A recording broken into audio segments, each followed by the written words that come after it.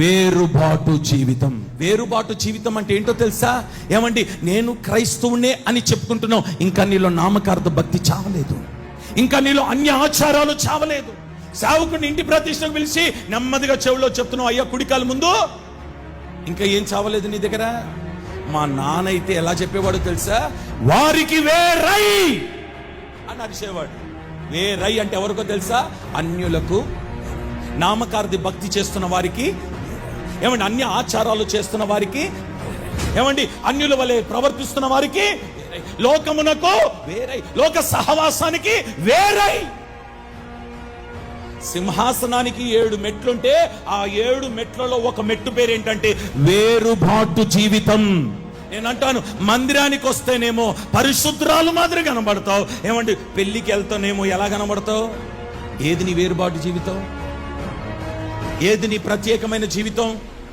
వేరుబాటు జీవితం అనే రాయి యాకోబు నిలబెట్టిన తర్వాత ఈ లాబాను ఒక మాట చెప్తున్నాడు, యాకోబు 20 సంవత్సరాలు నా దగ్గర నమ్మకంగానే ఉన్నావు, కొలువు చేస్తున్నావు, జాగ్రత్తగానే ఉన్నావు, అంతా బాగానే ఉంది, నిన్ను నమ్మి 2 ఆడపిల్లల్ని ఇచ్చున్నాను. అయితే విను, నువ్వు చేసుకున్న నీ భార్యలు ఉన్నారే వాళ్ళు నా కుమార్తె, నీవు కన్న పిల్లలున్నారే వాళ్ళు నా పిల్లలు. అయితే ఒక్కటి గుర్తుపెట్టుకో. ఆ ఒక్క మాట లాబాను భలే మాట మాట్లాడినాడు. ఏమన్నాడు తెలుసా?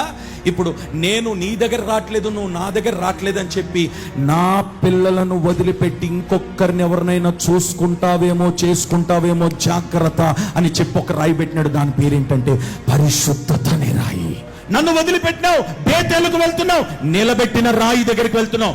వెళ్తున్న నీవు ఈ మార్గములో వేరే ఒక స్త్రీ జోలికి నువ్వు వెళ్ళకూడదు. వెళ్తున్న నీవు నీ భక్తిని కాపాడుకో, నీ పరిశుద్ధతను కాపాడుకో, నీ ఆత్మీయ జీవితాన్ని కాపాడుకో, నీ వ్యక్తిగత జీవితాన్ని కాపాడుకో. ఈ ప్రయాణంలో వేరొకరు నీ దృష్టిలోనికి రాకూడదు. మనం ఆ ప్రయాణం చేస్తున్నాం ఇప్పుడు.